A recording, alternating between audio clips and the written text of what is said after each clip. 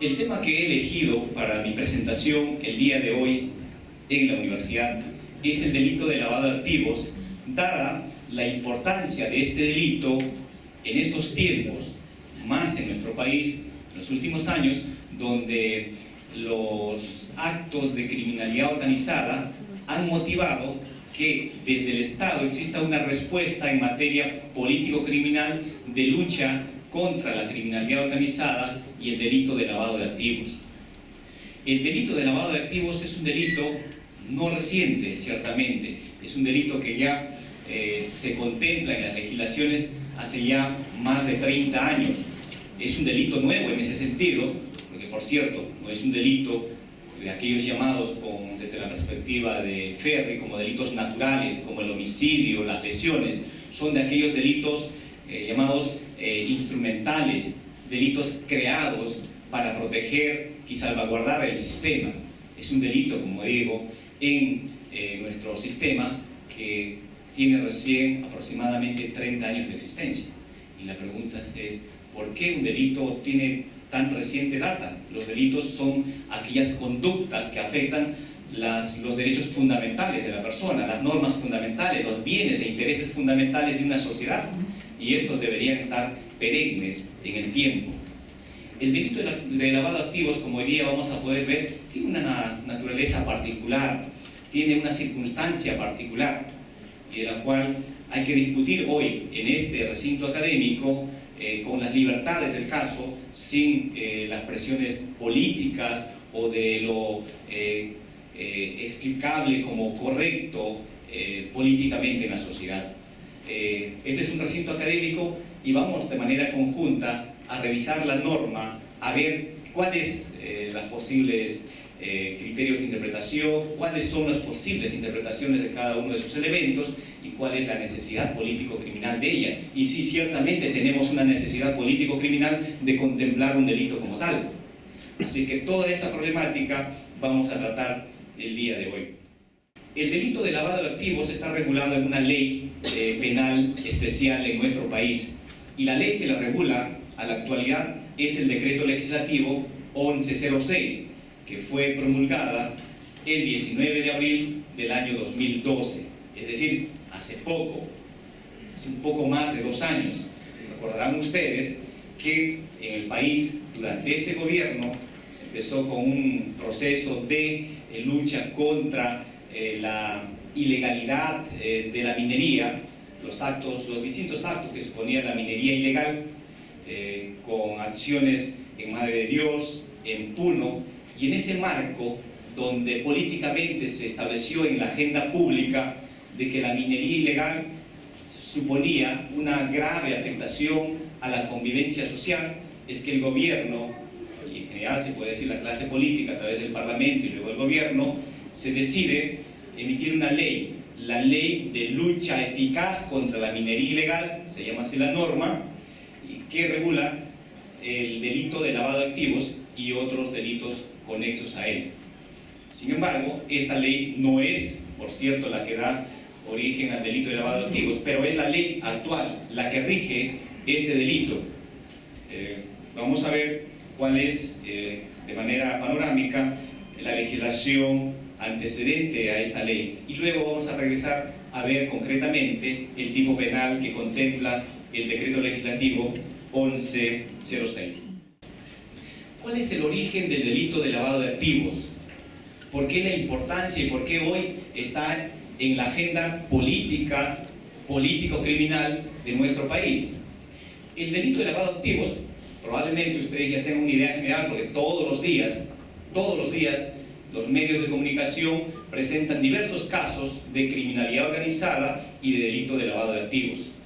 El último caso, por ejemplo, el caso de la organización criminal de Rodolfo Orellana, que es una organización criminal que se dedicaba a realizar distintos fraudes. Producto de este fraude se acumulaba una gran masa de dinero, por cierto, y este dinero luego era legalizado, lavado, mediante la compra de propiedades, constitución de empresas, dinero guardado en entidades financieras, etcétera, etcétera. Es decir, el delito, ya jurídicamente, consiste en legalizar, dar apariencia de legalidad el dinero que tiene origen ilícito, el dinero que proviene de la comisión de un delito.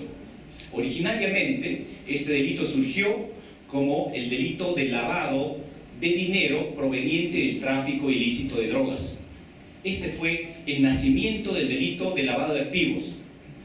Se veía a distintas organizaciones dedicadas al tráfico ilícito de drogas, los cárteles en Colombia, en Perú, en Bolivia, en Europa, organizándose para poder traficar con droga, y esto siempre supuso la afectación de ciertas entidades importantes de la sociedad mundial. Empezaban a corromperse a jueces, fiscales, funcionarios públicos. La sociedad en general, el sector privado, también se veía afectado por esta criminalidad, porque era ya sea por la compra de voluntades a través del dinero o bajo la amenaza que suponen las organizaciones criminales, amenazando de muerte, de daño a las personas, hacían que muchos sectores de la sociedad intervengan en el tráfico ilícito de drogas. Esto fue insoportable, de tal manera que el concierto internacional, no ya los países únicamente afectados, como los países productores de droga o los receptores inmediatos de droga, sino el concierto internacional veía que las organizaciones criminales que se dedicaban al tráfico ilícito de drogas tenían un potencial criminógeno importante, de tal manera que se dijo que no es suficiente con sancionar la conducta del tráfico ilícito de drogas, es decir, sancionar a una persona como autor del delito de tráfico ilícito de drogas, como autor, partícipe, como miembro de una organización criminal, sino se dijo, y este era el argumento fundamental, que había que atacar también a aquello que posibilita la continuidad de la organización criminal, y esa continuidad era justamente el núcleo de su poder, era el dinero, las ingentes cantidades de dinero que había acumulado a lo largo de toda la historia de existencia de este delito, dinero ilícito que servía para comprar armas, ya decía, para actos de corrupción y para distintas otras acciones. Se decía entonces, debemos atacar el financiamiento de estas organizaciones criminales. Si nosotros atacamos el financiamiento de las organizaciones criminales, vamos a hacer que luego el delito de tráfico ilícito de drogas no tenga, las organizaciones que están detrás no tengan el poder que tienen, y en consecuencia el Estado, mayor eficacia, va a poder luchar contra él, porque se afirmaba constantemente en los distintos informes que emitían comisiones nacionales, comisiones internacionales, que el Estado poderoso e institucional se veía en desventaja frente a estas organizaciones de carácter internacional. Si un policía quería atacar y desarticular una banda, 20 efectivos, 2 camionetas, 50 armas, se decía que las organizaciones criminales doblaban el presupuesto para eso, compraban voluntades y era casi prácticamente imposible. La lógica siempre fue, en consecuencia, desarticular a una organización criminal atacando su financiamiento y los recursos que van a posibilitar su existencia en el futuro. El concierto internacional se puso de acuerdo en eso, y es así que en la Convención de Viena de Naciones Unidas se señaló que los estados debían obligarse, cada uno de ellos, a implementar normas al interior de sus estados que sancionen no solamente el tráfico ilícito de drogas, sino sancionen conductas que suponían ayudar económicamente al tráfico ilícito de drogas.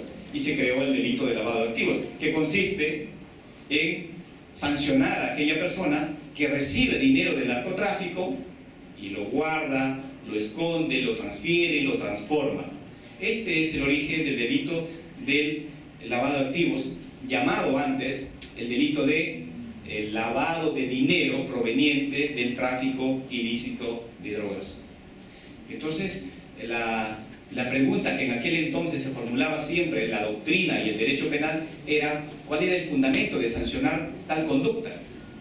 Se decía que se sanciona a esta persona que no ha intervenido en el tráfico ilícito de drogas, que no forma parte del grupo ejecutor del tráfico ilícito de drogas, que solamente recibe dinero, lo esconde, lo guarda, porque esta conducta de esconder, de guardar el dinero, supone siempre una ayuda mediata, importante para la organización criminal.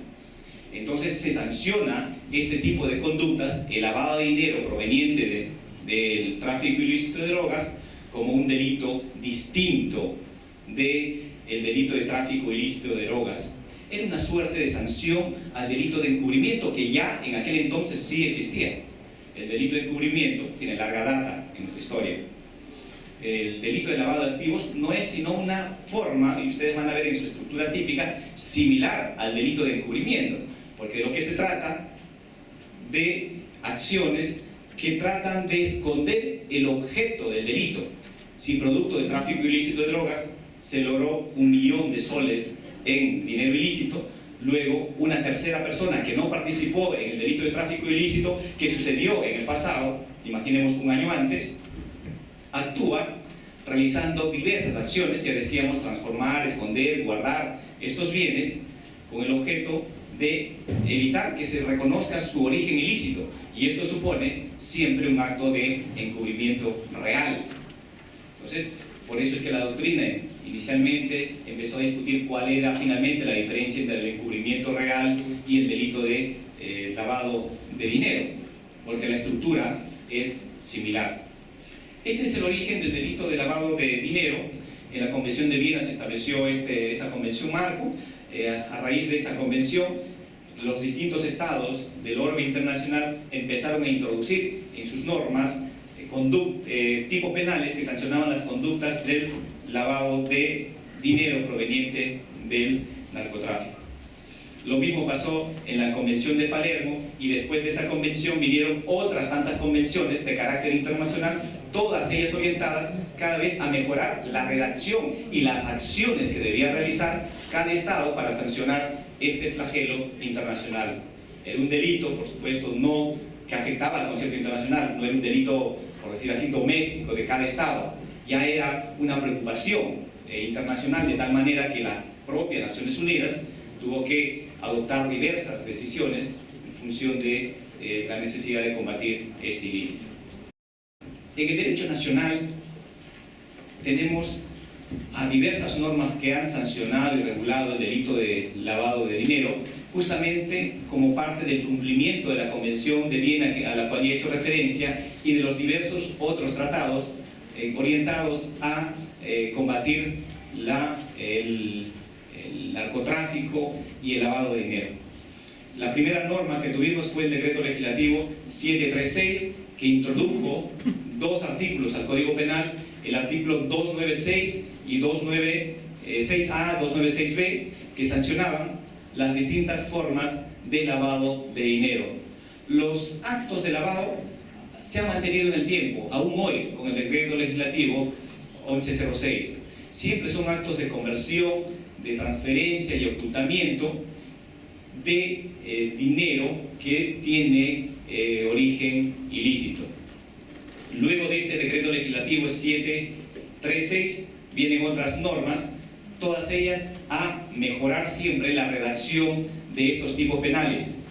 La ley 25.404, la ley 25.428 y las otras 2 leyes que ustedes pueden observar en la vista han estado orientados a mejorar la tipificación e introducir algunas acciones que permitan siempre luchar contra el lavado de activos, hasta que llegamos a la ley número 27765. Ustedes recordarán todavía esta ley, probablemente hayan estudiado el delito de lavado de activos a la luz de esta ley, que es la ley que rige desde el año 2002, como señalaba, la ley actual recién rige desde el año 2012.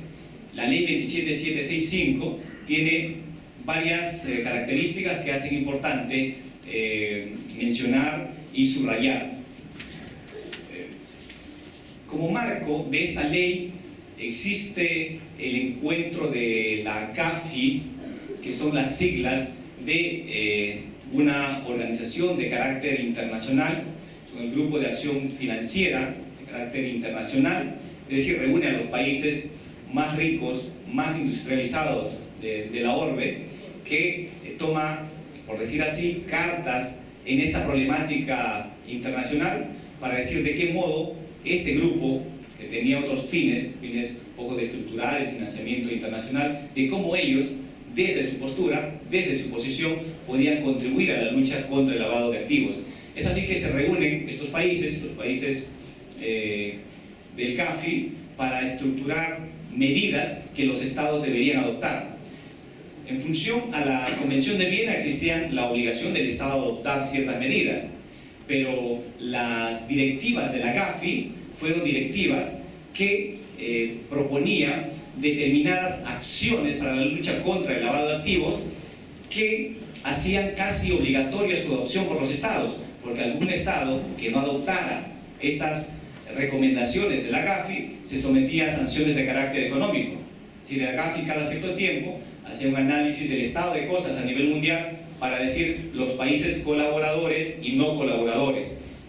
Colaborar significaba adecuar la legislación interna y ejecutar esa legislación, es decir, que el Estado concreto, el Estado peruano, por ejemplo, realizaba acciones serias, reales, en materia de lucha contra el narcotráfico, el lavado de activos, el financiamiento del terrorismo, que eran las acciones más importantes. Y en consecuencia, cada año se saca un informe y en función de ese informe se señala qué países colaboran o no. Y aquellos países que salen jalados en ese examen que hace el GAFI, luego tienen dificultades para tener financiamiento de carácter internacional. Y en estos momentos, en tiempos modernos, los países solamente pueden lograr la economía nacional a través de relaciones financieras de carácter internacional. Y si luego uno va a tener problemas con las entidades financieras de carácter internacional, entonces se va a ver seriamente afectado. De tal manera que los distintos estados han venido adoptando uno a uno sus legislaciones, las recomendaciones de la GAFI, la han introducido y la han convertido en leyes. De tal manera que en base a esas recomendaciones existen las famosas 40 recomendaciones de la GAFI. En virtud de esas 40 recomendaciones se estructura en el año 2002 la ley 27765, que sanciona por primera vez el delito de lavado de activos en una ley penal especial. Es decir, el delito de lavado de activos deja de estar en el Código Penal y se traslada a una ley penal especial que contiene no solamente tipos penales materiales, sino también normas de carácter procesal y normas que están orientadas a dar instrucciones a la administración pública para que realicen acciones concretas, todas ellas orientadas a luchar contra el delito de lavado de activos. Es esta misma ley, la 27764, que trae consigo, por ejemplo, o en su marco, la creación de la unidad de inteligencia financiera. Es decir, genera obligaciones, como nunca en el país, por primera vez en el país, genera obligaciones en determinadas instituciones. Las instituciones financieras, por ejemplo, están hoy en la obligación de reportar a la unidad de inteligencia financiera transacciones sospechosas.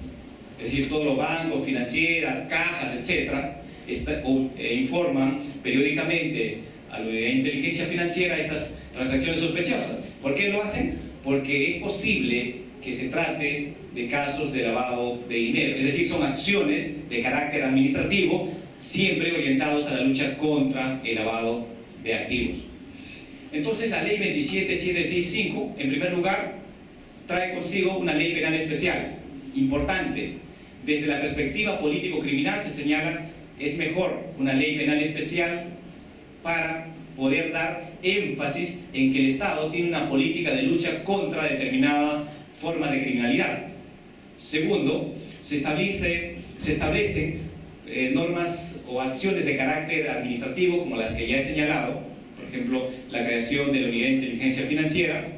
Se considera, y esto es importante, que el delito de lavado de activos puede ser investigado aun cuando el delito previo no ha sido plenamente identificado.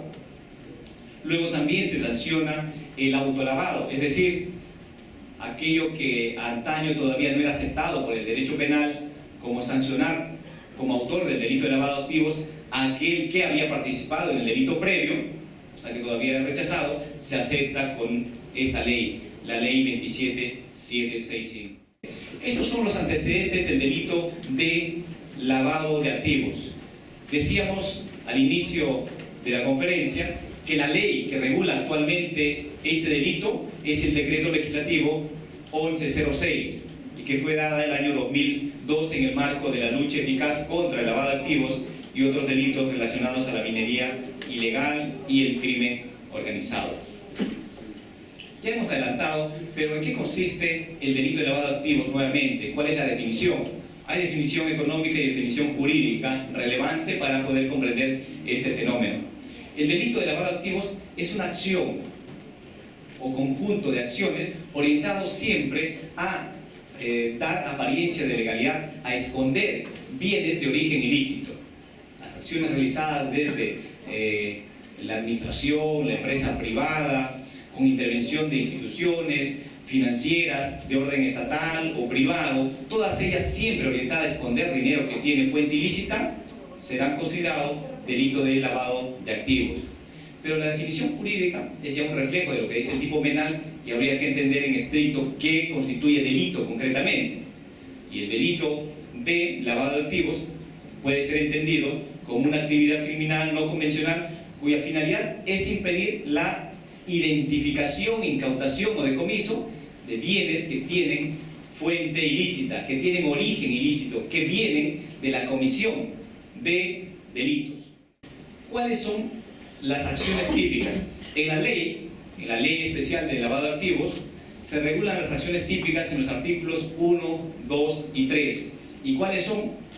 La acción consiste en convertir, transferir, ocultar, tener bienes, dinero, cuyo origen ilícito el autor conoce o debía presumir que provienen o que tienen origen ilícito. Es decir, la acción típica a la actualidad consiste en guardar o esconder o en transferir bienes cuyo origen ilícito conoce el autor y que actúa con la finalidad de esconder este origen, de ocultar. De allí el nombre de lavar. En el derecho comparado existe una serie de nombres para este delito. Se dice lavado de dinero, se dice blanqueo de capitales, lavado de activos, y siempre se trata de reflejar el contenido de la acción ilícita. El tipo penal contenido en el artículo 1 define de la siguiente manera el delito de lavado de activos. Dice, y esto es el delito: el que convierte o transfiere dinero, bienes, efectos o ganancias cuyo origen ilícito conoce o debía presumir con la finalidad de evitar la identificación de su origen, su incautación o decomiso, será reprimido con pena privativa de libertad no menor de 8 ni mayor de 15 años. Reitero, para entender los elementos típicos, la acción consiste en el que convierte o transfiere, y el objeto sería dinero, bienes, efectos o ganancias cuyo origen ilícito conoce o debía presumir con la finalidad de evitar la identificación de su origen, su incautación o decomiso, será reprimido con pena privativa de libertad no menor de 8 ni mayor de 15 años. Conocida la acción típica, ya sabemos que consiste en esconder, guardar, transferir. Esto se traduce en ¿qué acciones? Por ejemplo, esconder. Que un narcotraficante le entregue dinero a uno y le diga, hagamos negocio. Escóndeme este dinero, te quedas con el 20% y tú guárdalo, escóndelo. Puedes guardar en tu colchón, lo puedes guardar en una cuenta bancaria, puedes comprarte una casa, que va a estar a tu nombre, pero en realidad va a ser mía, puedes enviarlo al extranjero, puedes constituir una empresa, puedes aportar a un partido político, puedes constituir empresas, puedes aportar, puedes tributar con este dinero, de tal manera que luego se blanquea, se legaliza, se introduce en el tráfico económico y con el cual luego ya ingresa al tráfico normal de dinero ocultado. No se puede seguir las huellas de este dinero y es justamente lo que se pretendía desde la perspectiva de la organización criminal. Entonces, esa es la acción, pero concretamente hay que conocer el tipo y dice qué concretamente tiene que esconder o guardar el autor del delito, y la ley lo dice: dinero, bienes, efectos o ganancias que tienen origen ilícito. Esto lo señala el artículo 1, 2 y 3. Una pregunta frecuente en el derecho penal es el bien jurídico. ¿Y cuál es el bien jurídico protegido de este delito? Esto es importante siempre porque sirve de pauta de interpretación para el tipo penal, para interpretar el tipo penal de manera restrictiva o amplia, en función de lo que uno entiende persigue la norma penal, de lo que uno entiende por qué razón se ha emitido una norma tal. Las normas, para tener una legitimidad en el ordenamiento jurídico, deben contener siempre un bien jurídico. Es decir, es imposible, desde la perspectiva jurídica dogmática, que exista una ley penal que sanciona como delito una conducta que no proteja un bien jurídico. Recuerden ustedes los casos de sanciones, por ejemplo, de la homosexualidad. Siempre se había preguntado cuál era el bien jurídico protegido. En consecuencia, esas leyes penales son leyes penales ilegítimas.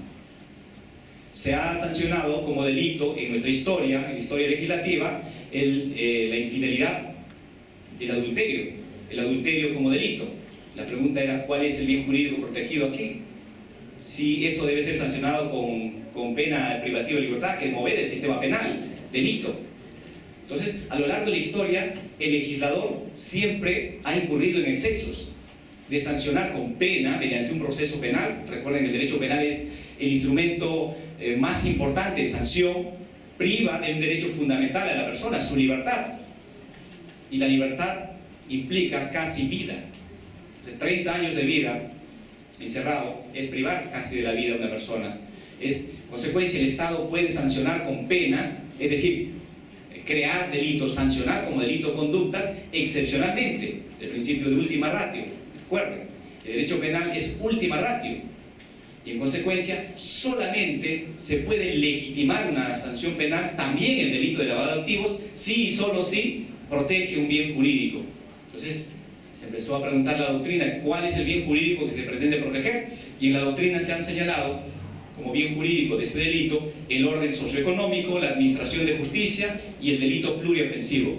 ¿Por qué el orden socioeconómico? Porque se decía, cuando se introduce al mercado, al tráfico financiero, dinero que tiene origen ilícito, el sistema se distorsiona y a la larga puede generar crisis de carácter generalizado en los estados. Los estados pueden ver modificado gravemente su sistema económico, es decir, desde el Ministerio de Economía y desde el Banco Central de Reserva ya no pueden controlar debidamente como ellos consideran, pueden hacerlo, porque se va a distorsionar. La economía no va a ser predecible como se aspira, va a tener márgenes de distorsión. En consecuencia, el dinero que viene del delito genera esta afectación. Y el delito de lavado de activos justamente es el delito número 1, el que distorsiona de manera directa el orden socioeconómico. Luego se ha señalado que lo que se pretende sancionar, la razón por la cual se sanciona este delito, es que afecta a la administración de justicia. La pregunta es, ¿por qué la administración de justicia? Porque recuerden ustedes, incluso en este tipo penal y antes, con mayor claridad, se señala que la acción está orientada a esconder el origen ilícito de los bienes, y esconder el origen ilícito es obstaculizar la acción de la justicia de identificar esos bienes, de identificar que tienen origen ilícito. Por eso es que el delito de lavado de activos afecta de manera directa a la administración de justicia. Luego se ha señalado también en la doctrina que en realidad se trata de un delito pluriofensivo. Recuerden ustedes, delitos pluriofensivos son aquellos delitos que afectan diversos intereses, como el robo, por ejemplo. El robo no solamente protege el patrimonio de la persona, sino también su integridad física y su libertad. Por eso es que el robo es más grave que el hurto. Y el delito de lavado de activos es igualmente pluriofensivo porque protege tanto el orden socioeconómico, protege la administración de justicia y otros intereses. Este criterio, el del bien jurídico de este delito como un delito pluriofensivo, también ha sido adoptado por nuestra jurisprudencia. La Corte Suprema, en el acuerdo plenario número 3 del 2010, ha considerado que el delito de lavado de activos es un delito pluriofensivo y, en consecuencia, su interpretación podrá ser una interpretación de carácter amplio. Y es por eso que la Corte Suprema se pronuncia en ese sentido. ¿Y cuál es el aspecto subjetivo de el delito de lavado de activos. Es decir, la pregunta cuando siempre se habla del tipo subjetivo es: o es doloso o es un culposo. ¿Estamos frente a un delito doloso o frente a un delito culposo? ¿O el tipo penal admite ambas modalidades? La respuesta es: el delito de lavado de activos, en los tipos contenidos en el artículo 1, 2, 3, que son los tipos bases fundamentales, es un delito doloso. ¿Por qué? Porque exige en el autor del delito un conocimiento directo del origen ilícito. Será autor del delito de lavado de activos aquel que guarda dinero a sabiendas, conociendo que el dinero que guarda tiene origen ilícito. Si no, no será objeto de sanción penal. El delito es doloso, es decir, su actuar es doloso en tanto conoce esto. Pero la norma, además, establece otra posibilidad. La norma dice que, y aquí vamos a subrayar lo que dice la norma, dice: el que convierte o transfiere dinero, bienes, efectos o ganancias cuyo origen ilícito conoce, dolo directo, o debía presumir que tenía origen ilícito. Este debía presumir es una suerte de dolo eventual. Debía presumir, si bien no conocía de manera directa, dadas las circunstancias, el contexto y el modo en el cual realiza esa conducta o le proponen realizar ese tipo de conductas, él debía presumir que ese dinero que guardaba, ocultaba, transfería, tenía origen ilícito. Entonces, para el dolo existen dos posibilidades: el dolo directo, conocimiento directo del bien, del origen ilícito del bien, o la obligación, el deber de conocer, debía presumir que tenía origen ilícito.